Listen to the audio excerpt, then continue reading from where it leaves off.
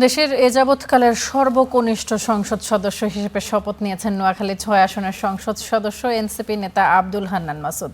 প্রতিদ্বন্দ্বিতা করেন নিজের পিতাসহ বেশ কয়েকজন প্রার্থীর সঙ্গে। নিকটতম প্রতিদ্বন্দ্বীকে হারিয়েছেন ২৬,৫০০ ভোটের ব্যবধানে। স্টার নিউজের সঙ্গে একান্ত সাক্ষাৎকারে তিনি তুলে ধরেছেন তার এই স্বপ্নের কথা।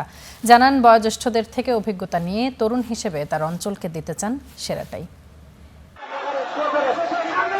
রাজপথ কিংবা সামাজিক মাধ্যম আন্দোলনকে এগিয়ে নিতে সব জায়গায় সরব ছিলেন আব্দুল হান্নান মাসুদ। নেতৃত্ব দেন ২৪শে জুলাই অভ্যুত্থানে, ছিলেন ঢাকা বিশ্ববিদ্যালয়ের অন্যতম সমন্বয়ক।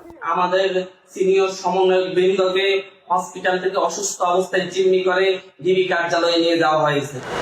রাজনৈতিক পট পরিবর্তনের পর অন্য সমন্বয়কদের সঙ্গে যোগ দেন এনসিপির রাজনীতিতে। দায়িত্ব পালন করেন দলটির জ্যেষ্ঠ যুগ্ম সমন্বয়কের।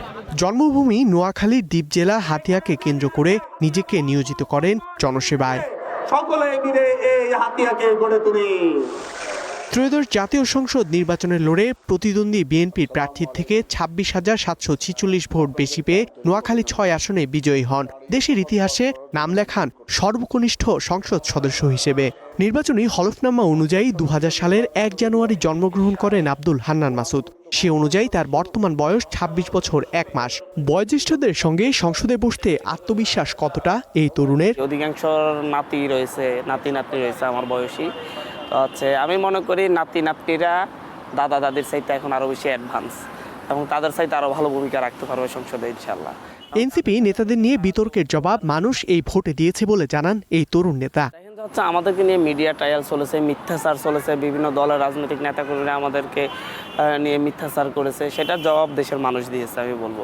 কিন্তু জয়ের পরেও প্রতিদ্বন্দ্বী প্রার্থীর নির্দেশে তার কর্মী সমর্থকদের উপর হামলার অভিযোগ করে শঙ্কার কথা জানান আব্দুল হান্নান মাসুদ।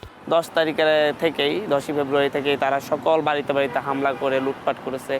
অহরহ অনেক ব্যবসা প্রতিষ্ঠানে আগুন দিয়েছে, লুটপাট করেছে এবং এখনও তারা এসব চালিয়ে যাচ্ছে এবং তারা মাহবুর রহমান শামীমের শেল্টারে এই কাজগুলো করতেছে।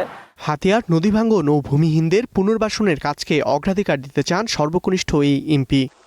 সংসদে জায়গা করে নেয়া এনসিপির অন্য তরুণদের মধ্যে নাহিদ ইসলাম ও হাসনাত আবদুল্লার বয়স ২৭, আক্তার হোসেনের বয়স ২৮ বছর।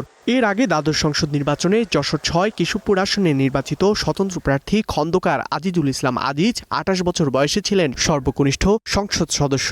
স্বপ্নে সারথি হয়ে আমাদেরকে সঙ্গ দিয়েছিল পুরো বাংলাদেশের পুরো জাতি। ধ্রুব ইকরামুল, স্টার নিউজ, ঢাকা।